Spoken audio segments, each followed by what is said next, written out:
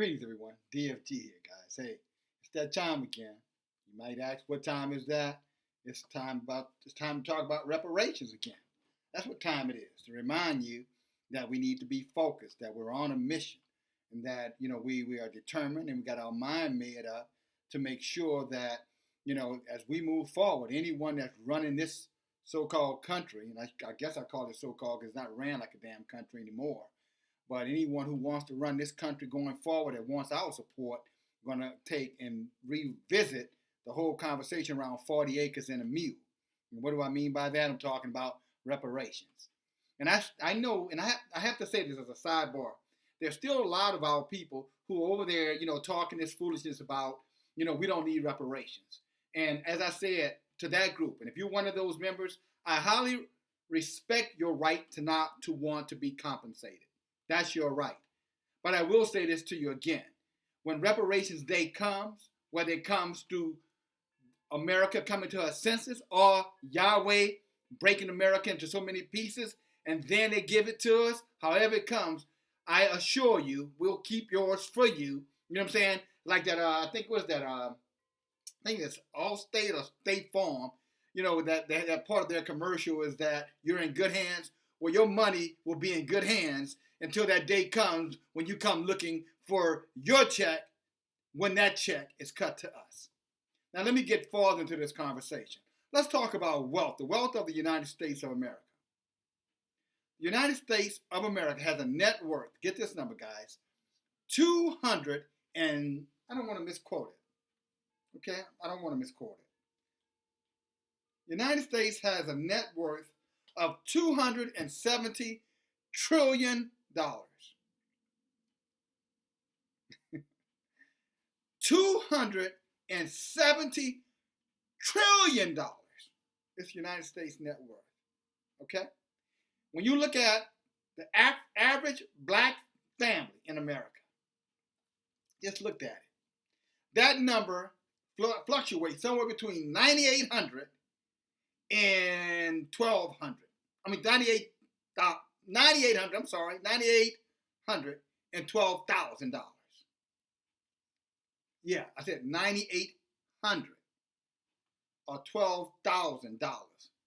That is the median income or the average income for black families. Now, you take that number, and I want you to ask yourself a basic question. How can a wealth gap have that kind of disparity, in a country that has pretty much used as its basic moral value is, justice for all, the opportunity, how does it say in the preamble? Life, happiness, life, justice, and the pursuit of happiness. I think I'm saying that right. So obviously, and you historians know this, obviously it did not apply to our people. Because during 1776, when the preamble was being written, or in 1865, 66, 67, a lot of those laws were being written. We weren't considered citizens of these United States, although we were the backbone of these United States. So therefore, these United States, truly believed it owes no debt to us because they, in their words, they didn't promise anything to us because we were not citizens of these United States.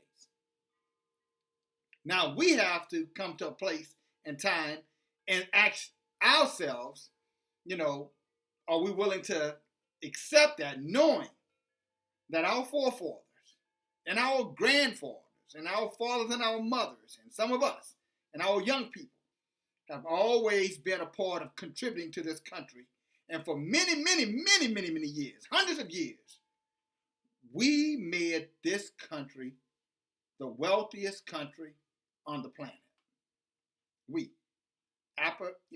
ADOS, and in more cases than not, the Hebrew Israelites are the copper-colored Aboriginal people in America that Europeans found here according to one of their dictionaries, the 1828 Webster Dictionary that they found here when they came here, okay, who, again, were Americans and later on became Europeans.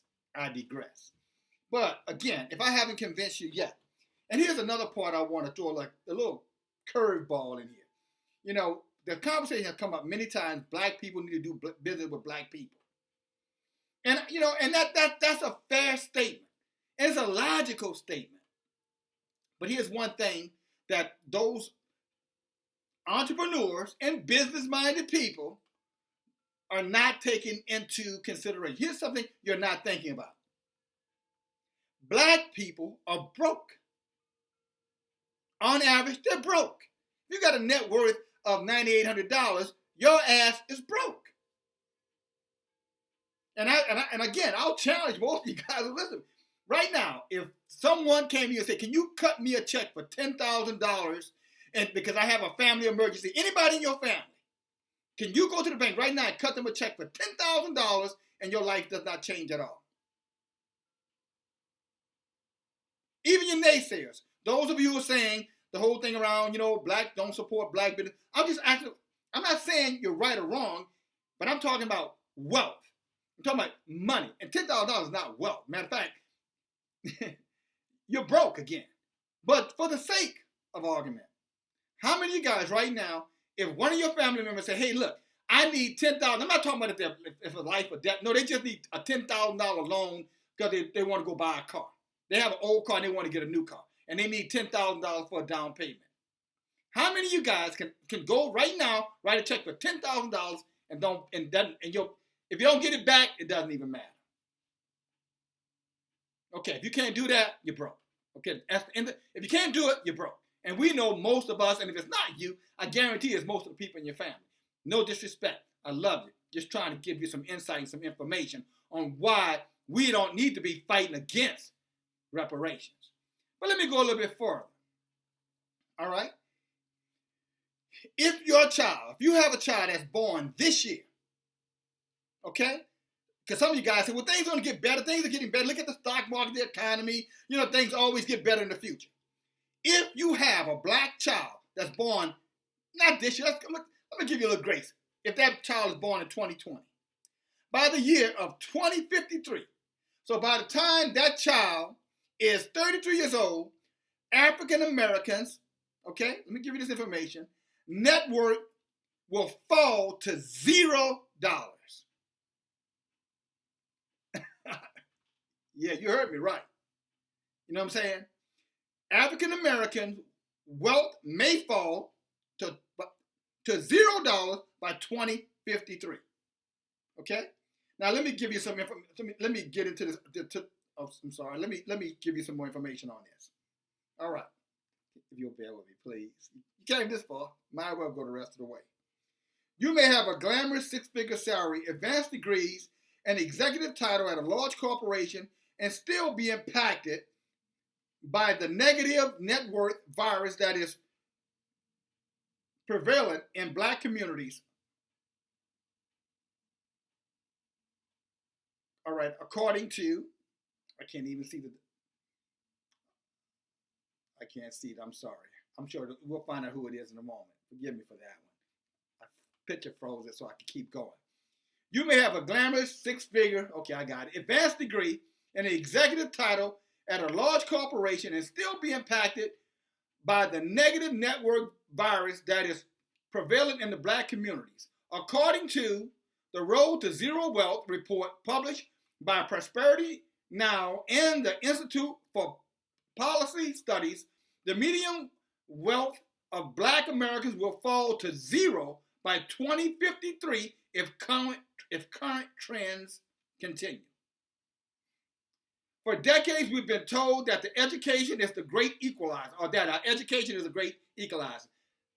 There's a guy, he called Afro Blake News, who, you know, there was some little battle going back about a year or so between the two of us when he wanted to tell me that, you know, the most important thing that our children get is a public education.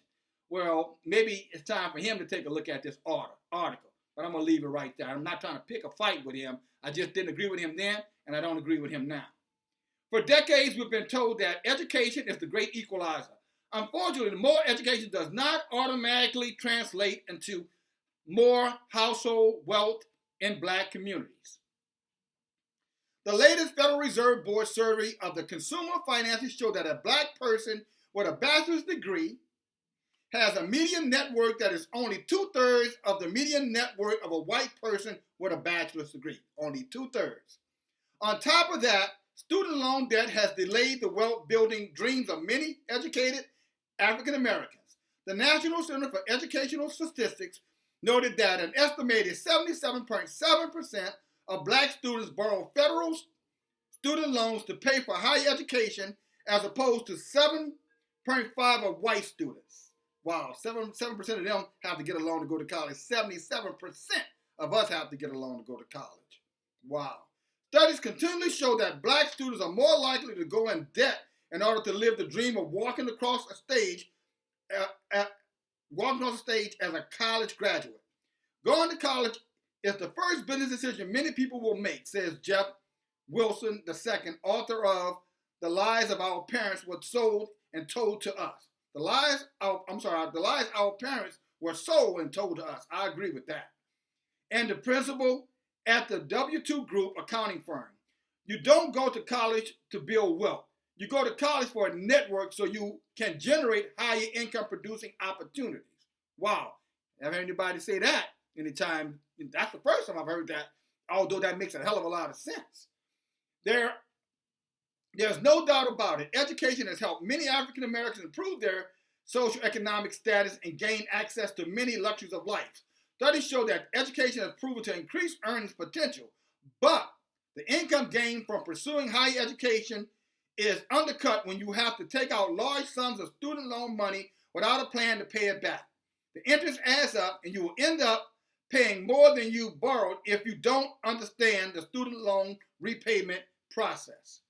If the economy is growing at 3%, you have to earn 6% to build wealth. Your income has to grow faster than the economy. Unfortunately, if you have a massive amount of student loan debt, your earnings will not grow faster than the debt burden just kicked in, says Wilson. Then he goes on to give some additional information on that. But there was one other stat I want to try to get in here before I run out of my time. And this goes on to this: I don't need a man, I can do all well by myself, okay? Or I don't need that's the way the thing goes, okay? I want you to listen to these stats, ladies, all right? Single black women with a bachelor's degree, ages 20 to 39, have a median net worth of $11,000 to $0, while the white women have a net average of $3,400 to $7,500, okay? Neither one of those numbers are good. Married black women with bachelor's degree from 20 to 39 have a median net worth of $20,000 to $7,000, while white women have a net worth ranging from $18,000 to $97,000. Single black women with a bachelor's degree over 60 have a median net worth of $11,000, while white women have a net worth that's over 60 of $384,000. Married black women with a bachelor's degree over 60 have a median net worth of $424,000, while white women have a net worth of $778,000. What's the solution? Then they go on talking about the stock market and all of that and investing. No, the solution is reparations. That's the solution. And I brought up the stat, for single black women who believe that your life could be better without a partner. You know what I'm saying? In this case, since we're talking about black economics, single black women who feel like your life can be better without a black male partner. Statistically speaking, that's not true. And you want to know that because you don't want to be 60 years old, with a net worth of $11,000 when compared to your sister friend who has a husband over 60 who's sitting over there at almost $500,000. Now, am I trying to push marriage? I'm not trying to push no such thing. I'm just giving you information. I'm just giving you facts. Ultimately, you have to make your own decision. Obviously, mating up with somebody's got to be the right person, the right mindset, the right heart. You know what I'm saying? A man, you follow me? Not some effeminate, emasculated fool who can't make a decision without you holding his hand. We're not talking about him. But we're talking about a man who's going to love, protect, and provide. That man. You're better off with him than by yourself.